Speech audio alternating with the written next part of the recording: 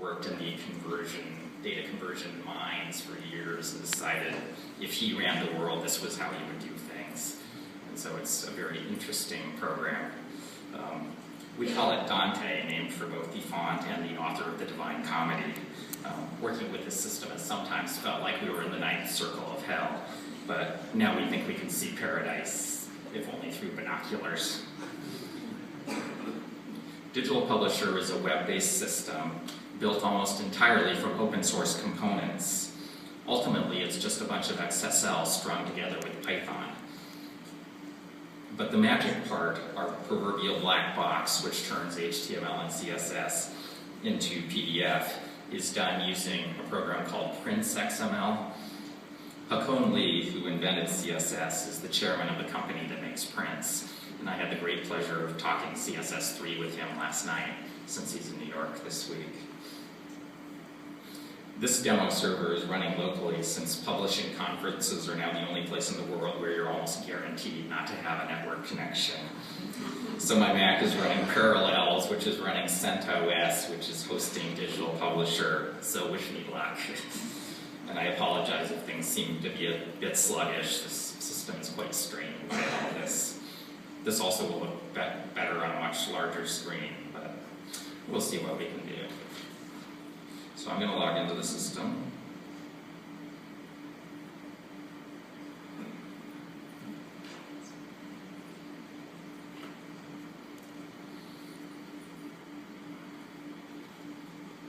So I'm going to go to my private doc. This is the main page where I can find the projects I'm working on, edit components, add fonts, administer users, or customize various aspects of the program. I'm going to go to my private documents to find a book to show you. All of you ebook types will probably be familiar with Moby Dick, which was perhaps the very first EPUB 3. I'm told it's famous for some other reasons too.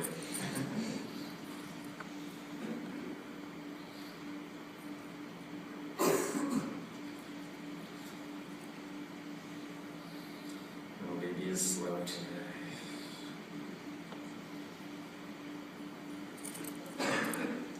Anyway, while this is loading, I'll talk about how I got this content here. What is it trying to do here? You know, doing a demo is a lot like a TV cooking show, so I've done some prep ahead of time. The Moby Dick files, which I really hope will appear shortly, came from Project Gutenberg, and I just sort of brute forced them into the HTML vocabulary that underlies this program. In real life, our authors and editors use Word, much to my dismay.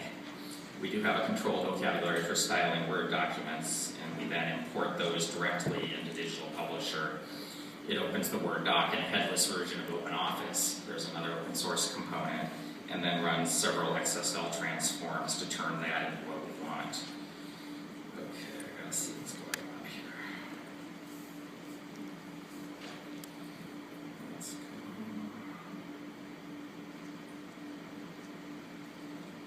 Okay, there we go.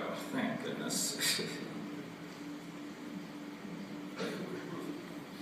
So this is the main interface. On the left we have navigation. In the center is an editing panel where we can sort of edit directly through a WYSIWYG interface. Or if you really like to have fun, you can go and work on the HTML directly. I'm sort of fond of that, but then I'm a little weird. On the right, we can invoke a reader panel. This gives us a preview of the document. This is an HTML preview. If we click this button, I am going to pray that we get a PDF version of it. And I think, are we going to be okay? We'll see.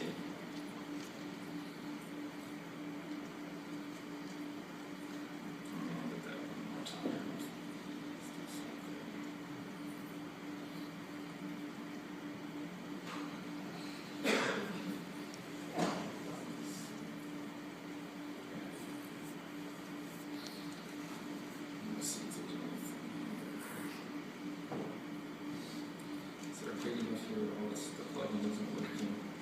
Yeah, for some reason the plugin that's showing the PDF isn't working, so there we have chapter 1 of Moby Dick. Okay, so this default design doesn't look very good. Let's do some design. Sorry about the icons here. I think these are refugees from some 1990s Java program.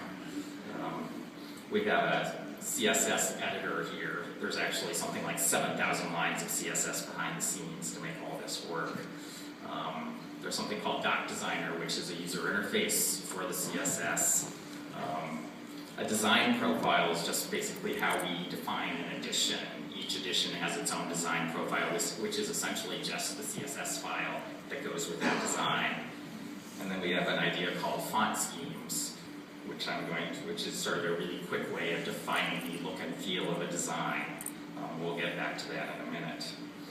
So we want to change that boring default. So how do we do that given we only have 5 minutes? First, I have sort of this document panel just has a really quick way to set up some of the foundations of the design. I'm going to set my trim size to 6 by 9 1/4. Let's see, let's do 12 on 16. We'll have 33 lines to a text page. All the rest of this stuff looks good enough for my purposes. So we just sort of set some of the foundations of our design there.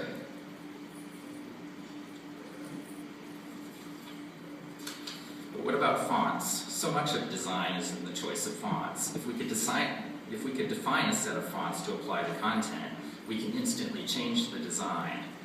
This idea is called font schemes. A font scheme is two things. It's a list of font families, and it's a mapping of those fonts to the content structure, which font applies to which elements. Let's make one. I'm going to go to our sort of font manager session. I'm going to click on font schemes. I'm going to make a new one here. Let's call these fonts of change.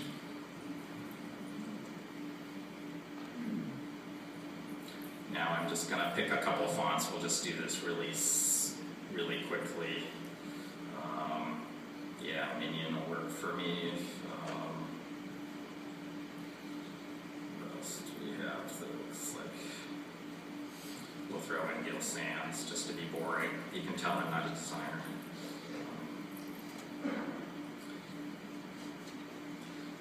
So we have a couple fonts, but the interesting thing is the map font scheme. This is where we determine which structural element gets which font. So for Minion, I'm going to say, let's apply Minion to the body text. If I do nothing else, everything in the book will be Minion, which could work. So that's the simplest possible scheme. But then I can sort of keep adding rules. Let's see, I'm going to say I want to use Gil Sans for section titles, which is chapter numbers, chapter titles, all that kind of thing. I could make another rule that uses Gil Sans for the section titles, except for the chapter number, which I wanted to be in some other font. I could keep adding rules. I could say I want all my excerpts, block text to be in Minion, except if I have an email extract, I want it to be in a sans serif font. And so this mapping from fonts to the document structure is sort of where the power of this idea comes from. So I'm going to create that map, which just basically writes some CSS. I'm going to publish my font scheme so that it's available to the program. I click on my font scheme list. I seem to have too many of these things. Now I'm applying it to my document, and if I'm really lucky,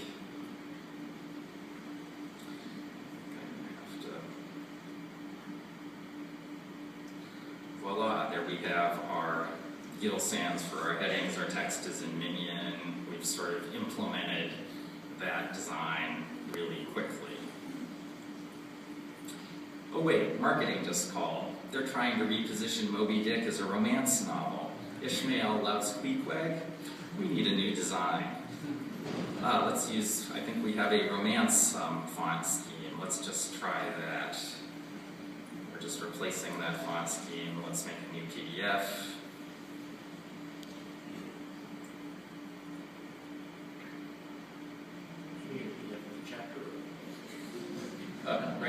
doing the chapter, just to save time. And now we have our lovely design. And so just this whole idea that we can sort of, we have sort of so much power to change how things look and feel without going too much into the nuts and bolts. We can also go that to adjust it. I know we're nowhere near done with the design work, but I think this gives us sort of a way to move forward in the design space without doing a ton of work. Let's see, why don't we add a chapter ornament here? First, I'm going to switch back to the less perfect design. Actually, maybe I'll use one of these.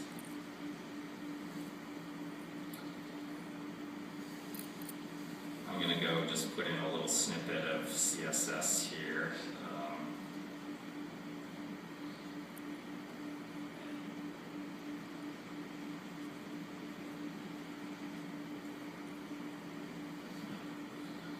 One of the lovely things about this is I can do all sorts of changes to the appearance, beyond. I can add content. What I'm doing now is, let me find where I was. I'll make another PDF here.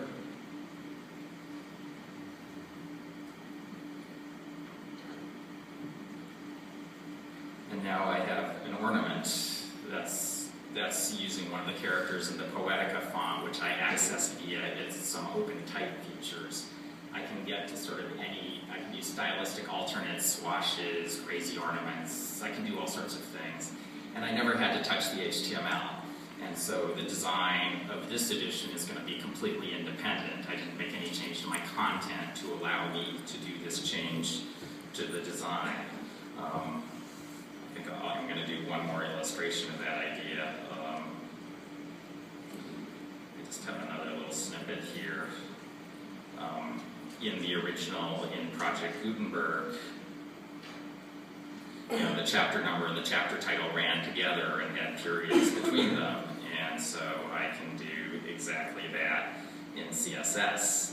I can run the chapter number into the H1. I can insert the period using the content element in CSS, and I can sort of restructure my document.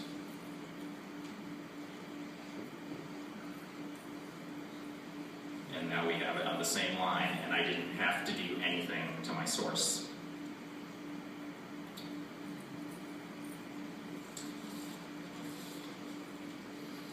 So I do think of this as a big deal. I can do anything I want to the design without even touching the content. And those design decisions can be different for each edition.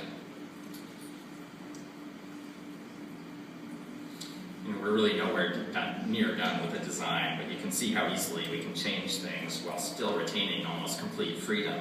Notice that I haven't mentioned the word template in this talk until now, and I promise I won't say it again.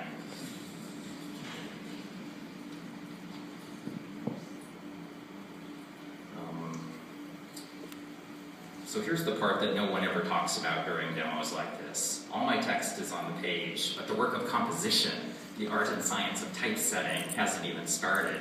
What about widows and orphans and things like the last page of a chapter that has only 2 lines of text? How do we fix those things? We're going to see, given the PDF problems I'm having, if this is going to work at all. And it is not. I'm just going to have to sort of talk through this idea here. I apologize for that. On the right, you should see a PDF of this chapter. On the left, what you're seeing is an HTML replica of that, right down to the fonts and the line breaks. This is made possible by Firefox supporting, the kerning tables and Opentype fonts. And what I can do is, if I need to change the length of a paragraph, if I need to bring up a line or gain a line or lose a line to fix a bad break somewhere, I can just go here. I can change, the word or letter spacing slightly. I can see how that's going to affect my final output, and then I can just apply that change to the PDF, and I fixed my paging problem. And again, this is specific only to this particular edition because all this information is happening in CSS2. So I can have independent tracking and kerning and discretionary hyphens in my different editions, and they're kept separate from each other so they don't interfere with each other. This has proved incredibly valuable as we do these multiple editions of every titles. Okay, let's pretend we're finished with that version of the book. Now we do a large print edition. Everything we've done, as I said, is only touched the hardcover design, what we're calling a design profile, so let's make a new one for the large print.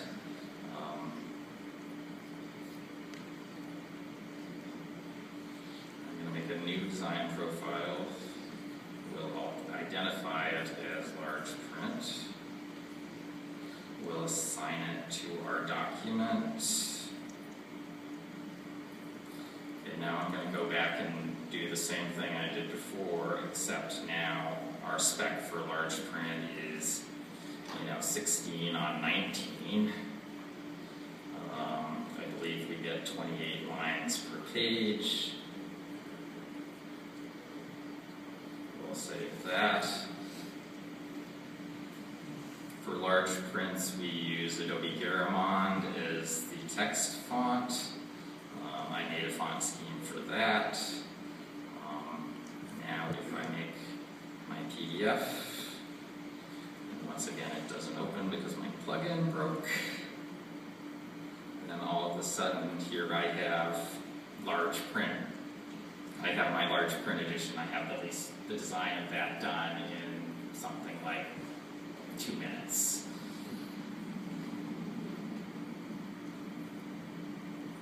And if I want to go back to the hardcover, all I have to do is switch that profile again.